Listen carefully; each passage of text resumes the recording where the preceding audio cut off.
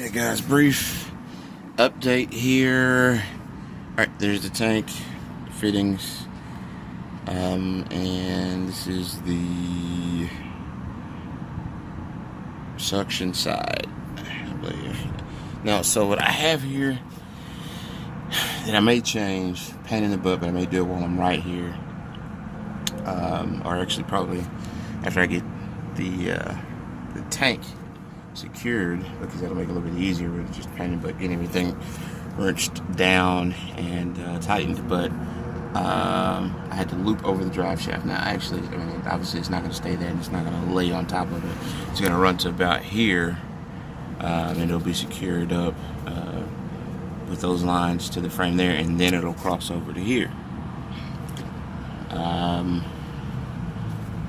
And I may change it because it looks like with these two here, I'm not going to have to cross over. They'll just probably loop and go this way and up, or depending on how the connection is on the end or how tight it is, if there's room, then they'll loop straight up here, because the tank will go, there's a little bit of a gap here, so the tank will go forward a little bit more, and there may be room to just plumb those, like run those straight up through there.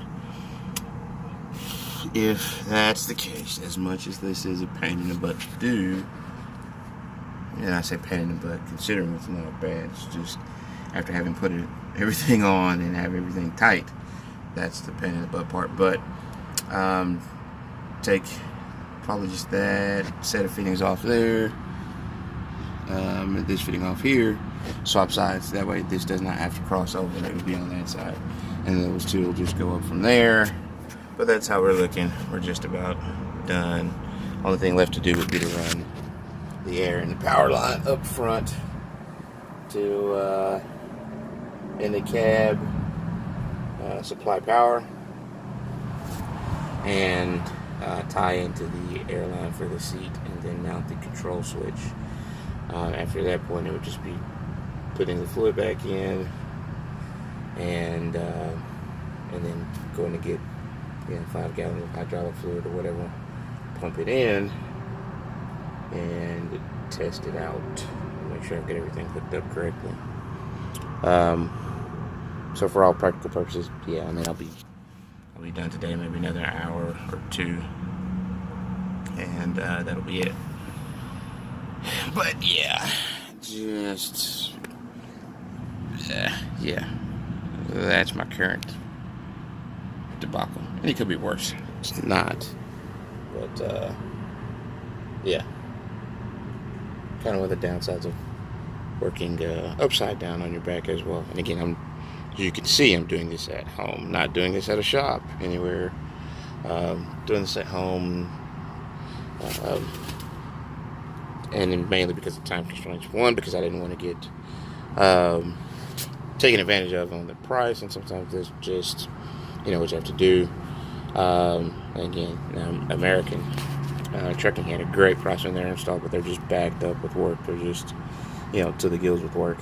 And I don't have that amount of time to wait. So, again, that's why I'm putting this in myself. Let me get the tank secured so I can get these fittings off. And I'll be back in a little bit after I swap these over and get these other hoses put on and get it routed how I'm going to have it routed, and then we'll come back. Alright, see you guys in a few. Alright, here we go, kids. So back here, so what I've done, of course I've got stuff halfway mounted in the rear. I'm jumping back up to the front. The reason being is because I've got to go and get an additional hose for the rear, and I'll show some pics and I'll explain the reason why. And I'm going ahead and jumping up to this and going ahead and running the power wire, or the trigger, for the solenoid and the air for it. Okay. Now, the reason I'm kind of jumping ahead before the rear is completely finished, again, like I said, I need an additional hose I'm gonna have to get one made, or I'll swing back to American and grab one. So it's essentially it's one hose short, and it's gonna be the hose that goes from the pressure relief valve.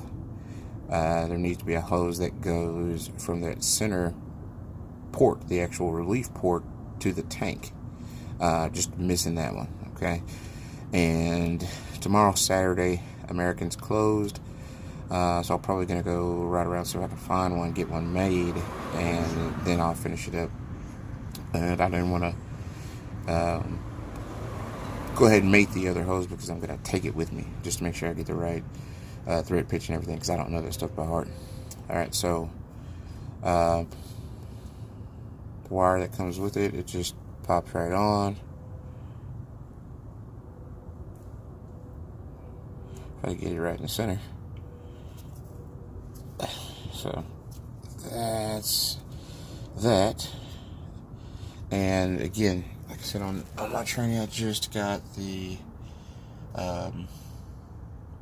trans converted from a 9 to a 13. So that green hose, there's a green and there's a blue one. There's the blue kind. I try to get that light on it. Got my nice little hit light here if I don't knock the battery out of it. There we go. So that blue hose there. The green and blue hose are brand new hoses. Those hop right over the trans, run towards the front. So what I'm going to do is I'm going to route this stuff with these power wires and go forward, and then I'm going to jump up and route those into the cab with it, pop out by the shifter, and I'm going to tie into the shifter air. Yeah, that's it. not a lot there. So this port, I've got to look at it and see if it needs a tap for it. I think it may actually need a tap little threaded piece to thread in, and basically that keeps the airline in. And yeah, that's threaded. You can't see because of the light. There we go. That's threaded. So I've got an actual T here somewhere. I think I've got this tap that came with it. So I'm gonna look for that, put that in, route it, and go. Be back in a few. Okay, so kind of quick. Sorry about the camera there. It's a little late. So this is where I routed it up by the shifter. Okay. Let's see if I can put the camera on, not the camera, the light on the ground. Maybe it's a little bit better there. Okay, there we go. So, just raised up the shifter boot.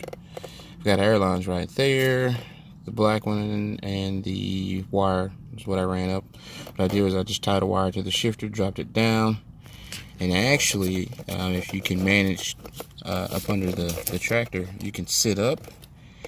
You get a little bit of room, and you can sit up. You can actually reach over the top, and you can just about reach the shifter. You can see it really well. But I fished some wire down and tied onto it with a piece of tape, the airline and that power wire, or the remote trigger wire, and basically I just pulled it up, and then what I've done is I've tucked it under the pad here in the truck.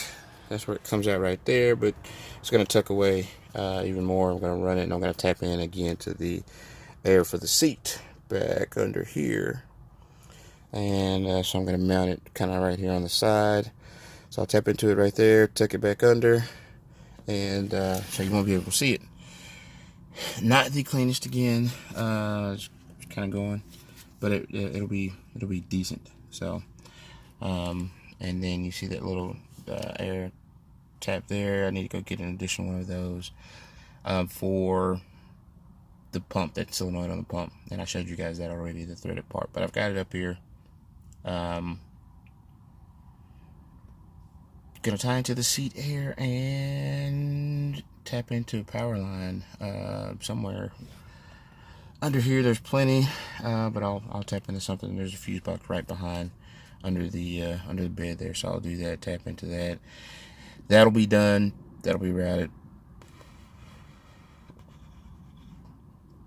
Then I'll fill her back up with oil, start her, and make sure there's no leaks. And I'll get the hose made tomorrow along with that air fitting, and then we'll get this thing wrapped up.